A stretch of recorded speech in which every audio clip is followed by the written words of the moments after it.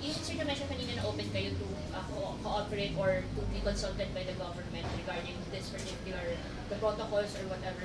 Pero sir, in the bigger context po, specifically siguro on the drug war killings of the past administration and the investigation of the government, kamusta po sir yung status sa CHR sa mga, for example, sa drug war review panel or sa other investigations being conducted by the government? Kasi of course, ang CHR, you've been investigating the cases po and you know the details, yung the information.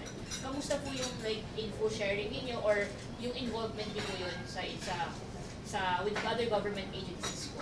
Review pa. Well, siguro ilagyan natin konteksto. Yung uh, uh, relationship namin ng CHR with the other government agencies so far, maayos po.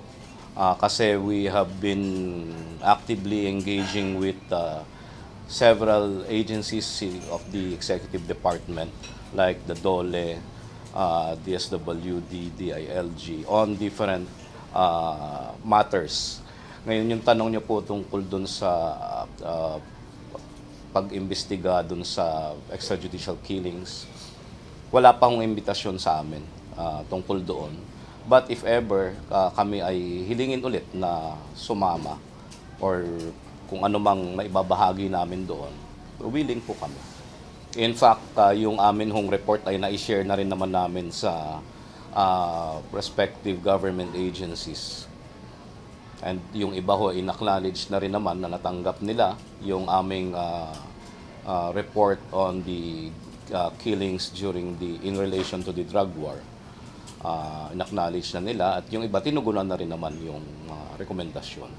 Sir, bakit po kaya hindi pa rin andun? Kasi I remember there was a UN report recommending that the government involves the CHR sa investigations nila, even sa drug war panel. May nagbibigay po ba sila sa inyong rason? Wala pa. Kasi hindi pa rin naman napag-usapan yan. Hindi pa naman nabanggit sa amin.